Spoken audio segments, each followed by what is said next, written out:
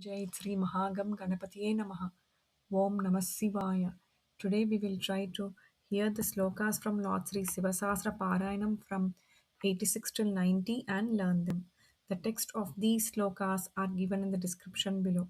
ఇవాళ మనము శ్రీ శివసహస్ర పారాయణములోని 86 నుండి 90 శ్లోకముల వరకు విని నేర్చుకుందాము. ఈ శ్లోకముల యొక్క టెక్స్ట్ కింద డిస్క్రిప్షన్ భాగములో ఇవ్వబడినది.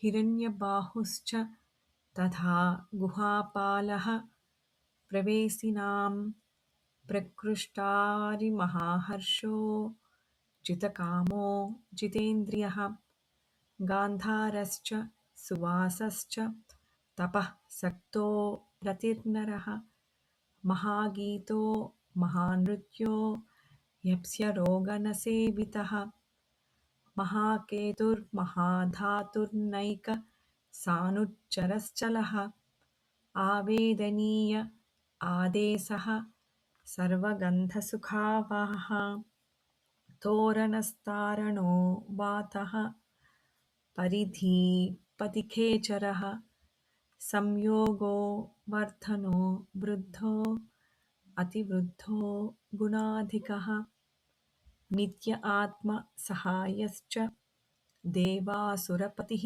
पतिः युक्तश्च युक्तबाहुश्च देवो दिवि सुपर्वणः. ओम नमः शिवाय.